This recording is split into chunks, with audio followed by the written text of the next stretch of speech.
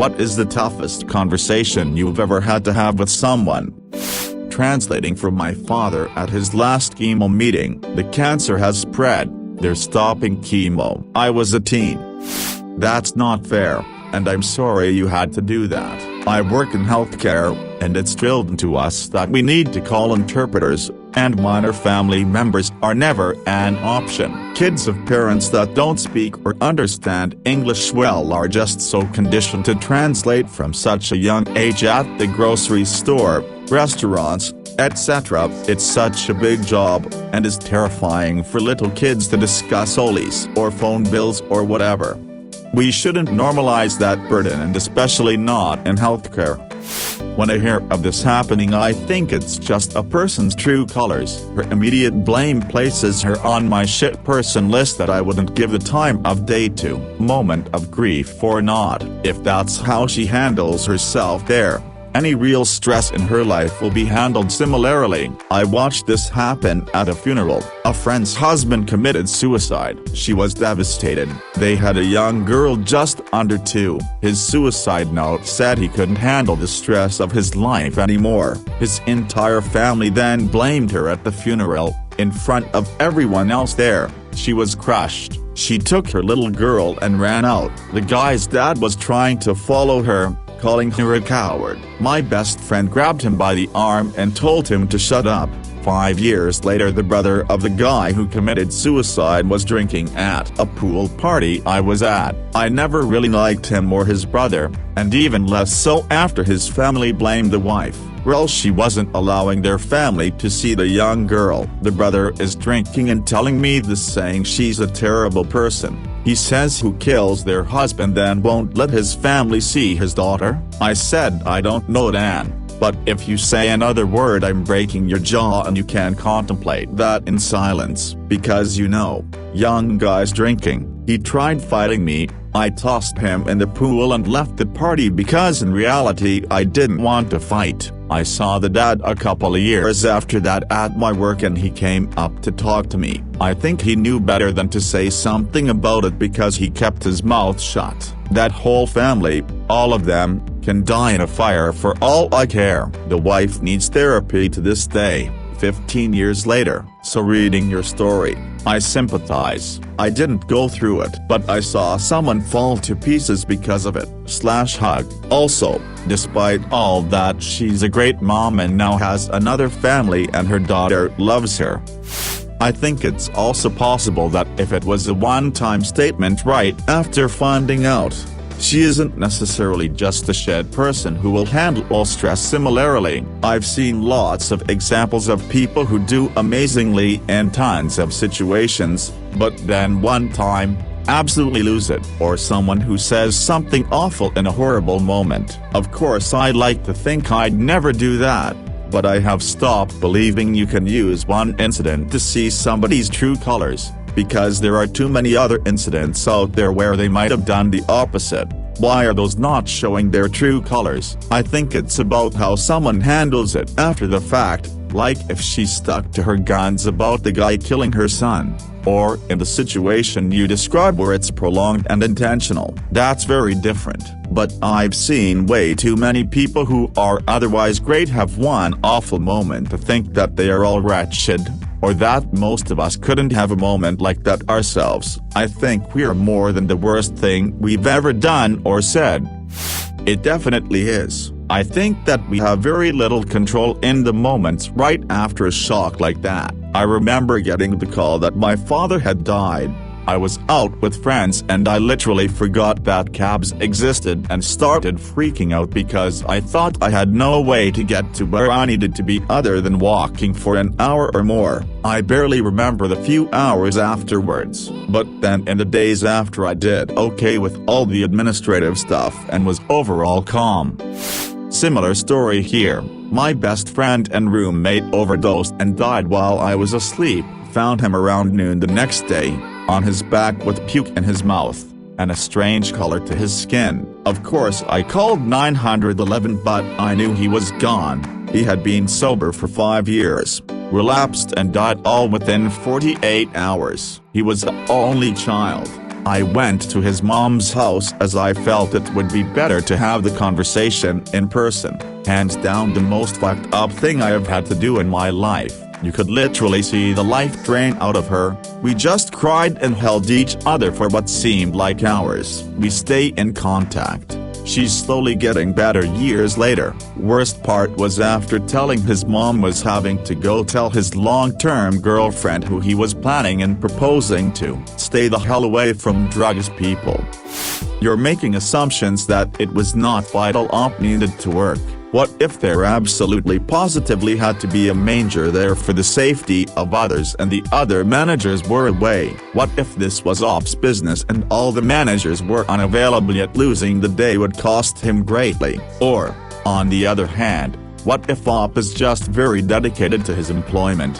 Who are you to determine that his decision was wrong? Like the other commenter, stop making assumptions and judgments about the time this guy went through a really shit time. My mother went septic because of her liver disease. When I came to the hospital after my dad called, it was a shock to see my mom in that state. She was already confused and having a really hard time communicating. She went from having a mask, then a cannula, to then being intubated while waiting for my siblings to get home. She fought so damn hard. I remember near the end I had made my way through all the wires to the head of her bed. There was a nurse in the room the whole time and I wanted to be able to whisper in my mom's ear. I remember telling her how much she was loved and that we were all there. I told her that we would miss her so much but that we knew how tired she was of fighting and if she needed to let go she could. I told her we would take care of my dad. I know that was one of the things that was making her stay. It wasn't long after that she died. It was an awful mix of relief that her pain was over but also felt like a hole was ripped out of my chest. Convincing my friend that his twin brother was dead and that we shouldn't touch anything until the cops get there. He had been hanging for a while and cold to the touch. He called me because he couldn't get the body down alone. Hearing my cousin tell me that he had been a freelance hitman in a bad part of Johannesburg for 3 years and that's why we lost contact. I thought the gangs and drugs got him.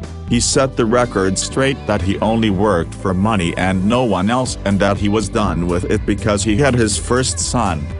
I'm sorry you had to go through this with your friend's brother. For the benefit of, well, I hope nobody is ever in this terrible situation. Just want to let people know that attempting to revive someone or provide first aid always is a higher priority than preserving evidence for the benefit of police. You will not get into trouble for moving the body to do so. Even if it does turn out there was nothing that could be done to revive them, as is the case here, you can still cut them down, free them and provide aid as well as you can, if safe to do so of course, and you follow reasonable first aid. I hear you and agree. I'm level C first aid trained. It wasn't my first time seeing a dead body. He was the wrong color. He failed capillary nail refill test, no radial pulse, no chest movement and elongated neck. I totally agree with you, but I also didn't want my friend cutting down a body that looked like him but dead. He was my first concern. He was losing it. I wanted to get him out of there. Edit, do as he said not as I did. I was a addict and not thinking straight. I was wrong but it felt right to get my friend out by any excuse at the time. Luckily for my conscience he had been dead for over 8 hours according to what the family was told. My husband is a medic and was in a similar situation. Our neighbor shot himself and it was a clear situation that there was absolutely nothing that could be done when my husband got there to save the guy.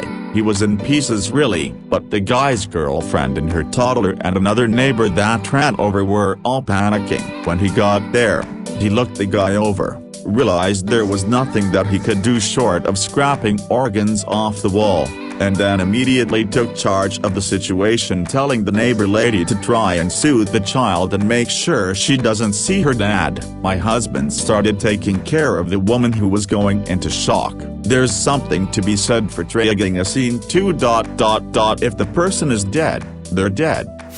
I used to be a deputy sheriff. Young kid died in a motorcycle accident. Went to his house at 9 a.m. on a Sunday morning. Interrupted the entire family and extended family who are sitting down for Sunday breakfast and then were on their way to church. A good 10 people. I had to tell his father that his son died right down the road from his house. The whole family erupted into screams, understandably. That sticks with me.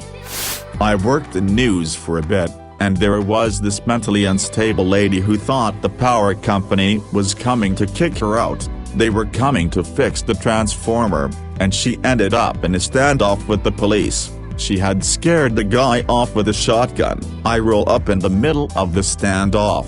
Long story short, she ended up taking her own life over a misunderstanding. I was on the scene when the sheriff told the father what happened. My news director wanted me to get a statement from both, but I refused after seeing the devastation on that man's face.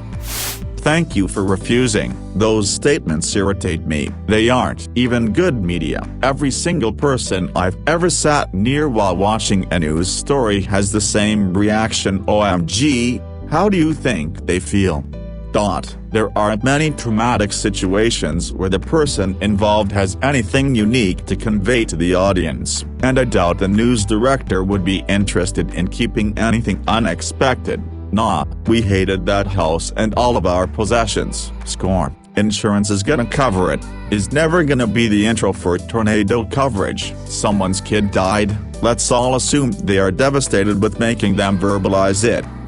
Yeah, I only dealt with the news a handful of times. I remember there was a news reporter from my area, Sacramento, that seemed like a really wholesome nice guy on TV, like he could be your dad or your friendly neighbor. We had this crime scene where this crazy guy blew his house up. He turned on the gas and literally blew the house up. I showed up in the CSI van and the guy ambushed me and ran up with a microphone and stuck it in my face. I told him to talk to the public information officer. He just screamed out "motherfucker" at the top of his lungs and threw his microphone down like a child. Rage much? Thanks man, and good luck. I'm not sure what market you're in, but I felt like every week we had man versus train or a house fire. It all started to blend together at one point. I'm not trying to discourage, merely point out that in between the interesting stories, had a drug bust that comes to mind. There is some monotonous stuff like every job, but that's where creativity does come in. Like, how can I make this same old interesting? Mine, at least, ended on a good note, but it was a few months ago when I got the results from a biopsy on a lump around my ribs, and the doctor said it was a chondrosarcoma, malignant tumor. As I'm 27, I had no idea what was happening and how to react, but everything just fell apart. Nothing felt real anymore and I could barely hold it together for work until the surgery. Since then I've had surgery to remove it and the lab tests afterwards showed that they were mistaken and it wasn't malignant but benign. Getting the news of it being benign felt like the weight of the world was lifted off me. My dad is the youngest of 7 brothers, super close family. The second oldest passed a few years back due to pancreatic cancer and that was brutal. Another was found to have cancer a few months ago, as well as having a few strokes. They only gave him about 6 months. Also brutal. I hate having to lose all my uncles as they are getting older now, but my dad is still in his mid-60s and I'm going to have to watch him most likely lose his entire family one by one, and just the thought of what he is going through was devastating.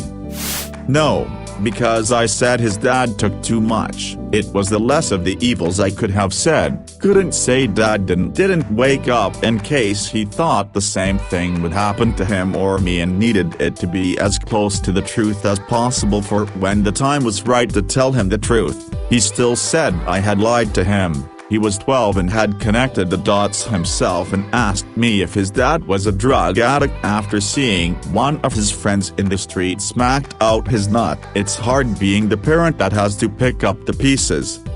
Yep, that's my house. I'm an auxiliary mom to a multitude of kids. They know they can call me if they get in a sketchy situation and talk to me about whatever without judgment or me making a big deal about it. Heck, some have informally lived with me for a few months here and there when things got bad at home. If a situation like that happens to fall on Christmas or another holiday I do things for, like Easter, they are included and treated the same as my daughter. I'm pretty sure for the last 5 or 6 years, I've had an extra kid every Christmas season. I just feel like every kid should have at least one adult they trust to talk to about difficult stuff, come to for help with a tricky situation, or even come to about getting things like condoms. I'm not a fool. Teens are going to mess around and experiment with alcohol, maybe even certain drugs. I'd rather they be informed and safe about it when doing so. And this being the southern US, I've given many a sex ed type talk to them all. Those are things I didn't have growing up and I feel it's important.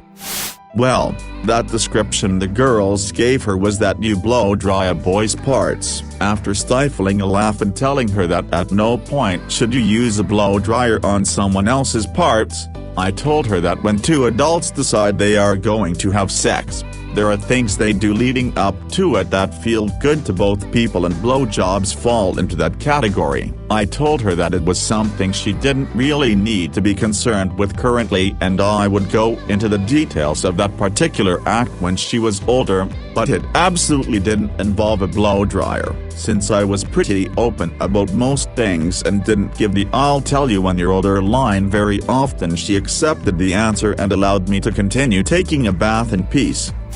I understand this, but I hope that you at least have them a glimmer of the truth. My mom lied to me about my dad's passing many different times in my life. I ended up truly finding out the truth from his best friend who was there that night while that man was on his deathbed. Dealing with losing someone who had taken on my dad's role while finding out about my dad's true passing at 14 was very hard, and it has impacted my relationship with my mom. So please give them some truth, maybe the softer truth if you're worried, but please don't lie for protection. It just ends up hurting your relationship in the end.